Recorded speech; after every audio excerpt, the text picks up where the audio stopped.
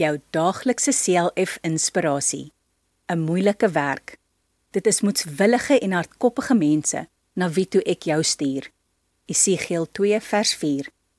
Esegiel was 'n priester in die tyd toe die Israeliete onder die mag van die Babiloniërs gestaan het. Die Israeliete het God vergeet en daarom het God hulle gestraf. Op 'n dag het God met Esegiel gepraat. Hy het hom 'n opdrag gegee om na die Israeliete te gaan. Hy moes hulle waarsku en sê dat hulle weer na God moes terugdraai. God het Esegiel gewaarsku dat die mense moeilik sou wees en nie sommer na hom sou luister nie, maar God het hom verseker dat hy nie hoef bang te wees nie, want God self sou by hom wees.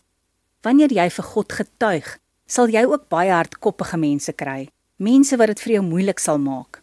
Moenie bekommerd of bang wees nie, want die Here stap saam en sal jou help om sy werk op aarde te doen. Kom ons bid saam.